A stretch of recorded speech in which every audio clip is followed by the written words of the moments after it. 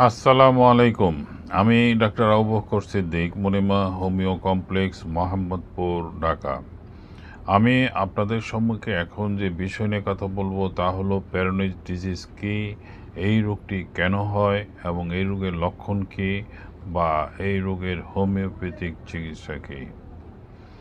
পেরোনিজ disease পুরুষাঙ্গে দুটি দণ্ড আকৃতির প্রসারণশীল অংশ থাকে, যার চারপাশে টিউনিকা অ্যালবুজিনিয়া নামক একটি শক্ত টিস্যু দ্বারা আবৃত থাকে।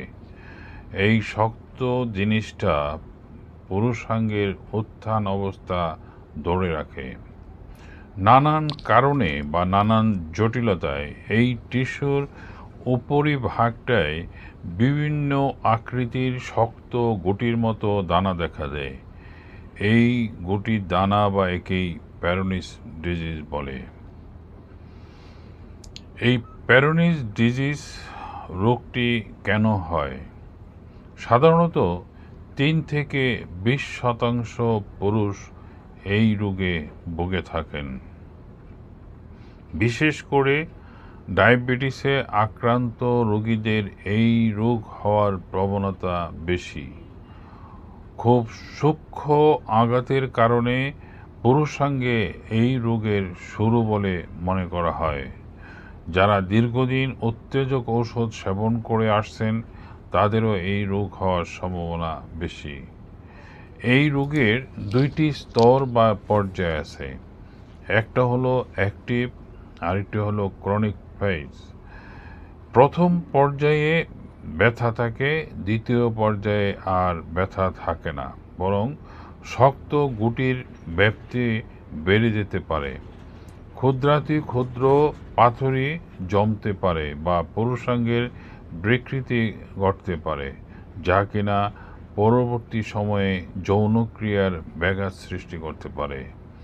শেষ অবধি পুরুষত্বহীনতা পর্যন্ত দেখা দিতে পারে। এই রোগটিতে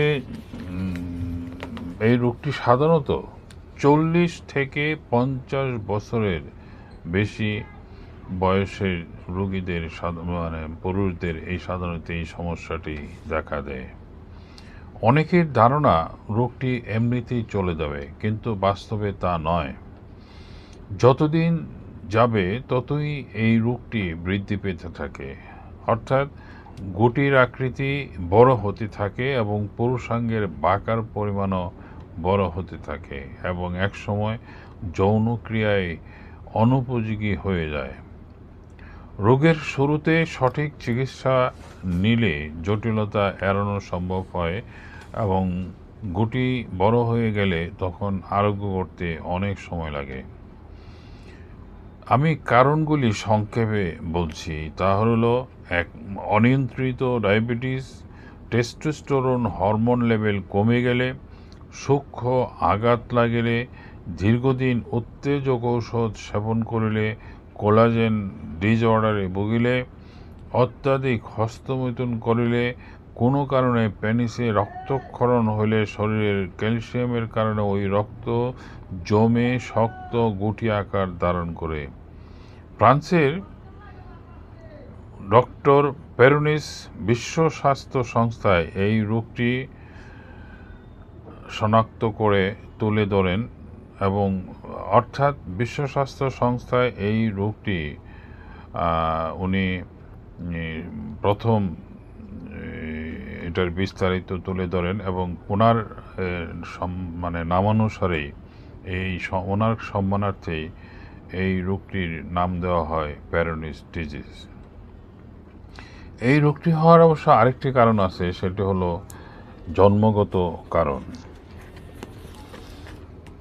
পেরোনিস ডিজিজ এর লক্ষণ, আসলে পেরোনিস ডিজিজ হলে কি লক্ষণ প্রকাশ পায় তা হলো ইরেকটাইল ডিসফাংশন দেখা দিবে, পুরুষাঙ্গে বাঁকা হয়ে যাবে এবং প্রথম ধাপে ব্যথা করবে, ক্ষত কোষ বা গুটি দেখা দিবে এবং তা বড় হতে থাকবে, লিঙ্গ দিন দিন ছোট হতে থাকবে এবং একসময় যৌন মিলনের অনুপযোগী হয়ে যাবে। আসলে যে প্র্যাকটিক্যালি দেখা যায় যে যেসব রোগীরা আসেন তারা আসলে অনেক রোগী আছে ইন্ডিয়া থেকে বড় বড় জায়গা থেকে ঘুরে আসছেন কিন্তু সুস্থ হন নাই।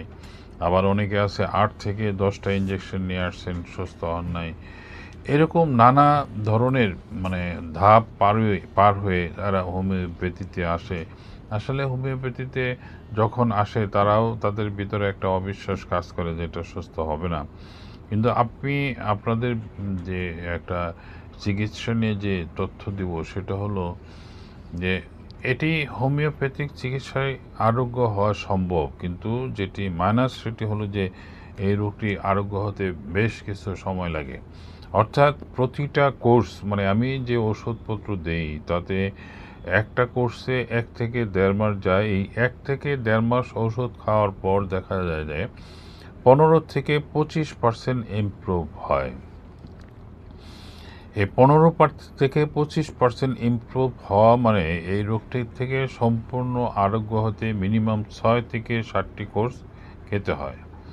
এবং এই ৬ থেকে ৭টি কোর্স খাওয়া মানে বেশ অনেকটা প্রায় ৬-৭ মাস। তার মানে আপনার যদি সেই ধৈর্যটুকু থাকে তাহলে আপনি হোমিওপ্যাথিক চিকিৎসা নিয়ে সুস্থ হতে পারেন। আসলে আমার জানা মতে এমন কোনো ঔষধ এখনো পর্যন্ত আবিষ্কার হয় নাই যে আপনাকে ১ ডোজ আজকে খেয়ে যাবেন এবং কালকেই দেখবেন লিঙ্গ সোজা হয়ে গেছে। এটা আসলে সম্ভব নয়।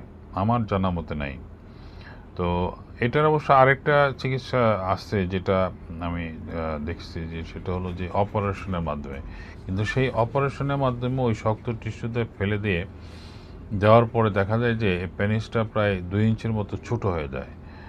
এবং অনেক সময় এটার সুস্থ হওয়ার যে পার্সেন্টেজ সেটা খুবই ক্ষীণ। যার জন্য এই হোমিওপ্যাথিক চিকিৎসাতেই আমি মনে করি যে আপনারা সুস্থ হওয়ার একটা সম্ভাবনা বেশি থাকে। কিন্তু ধৈর্য সহকারে আপনি যদি ৬-৭টা কোর্স খেতে পারেন তাহলে আপনি খেয়ে দেখতে পারেন এবং আশা করি যে সুস্থ হয়ে যাবেন। আর আমি এই ব্যাপারে যে আরেকটি পরামর্শ সেটা হলো যে আপনি এই রোগে যদি আক্রান্ত হন, যেহেতু ব্যথা নাই, সেহেতু আপনি এই রোগটি নিয়ে আসলে গাফিলতি করবেন না। কারণ আমি আমার জানা মতে কিছু রোগী মানে মতিতে পাইছি যেটা হলো যে টোটাল পেনিসটাই ১ ইঞ্চি একটা শক্ত একটা টিস্যু পিণ্ড হয়ে যায়। তার মানে টোটাল পেনিসটাকেই সে আক্রান্ত করে ফেলে এবং তখন উত্তেজিত হলেও তার আর কোনো রকম পরিবর্তন হয় না। মানে লম্বাও হয় না বা শক্ত তো আছেই সেটার আর পরিবর্তন হয় না। তার মানে কি তার পুরুষত্বহীনতাই একসময় এটার পরবর্তী ধাপের একটা পরিচয়। এটা আসলে শুনতে খুব খারাপ শোনা যায় কিন্তু এটাই বাস্তবতা। যার জন্য আমি মনে করি যে এটাতে খামখেয়ালি না করে হোমিওপ্যাথিক চিকিৎসা নেন এবং সুস্থতা লাভ করেন। আমার এই ভিডিওটি ভালো লাগলে চ্যানেলটি সাবস্ক্রাইব করার অনুরোধ করছি। আপনার সুস্থতা কামনা করে এখানেই শেষ করছি। আল্লাহ হাফেজ।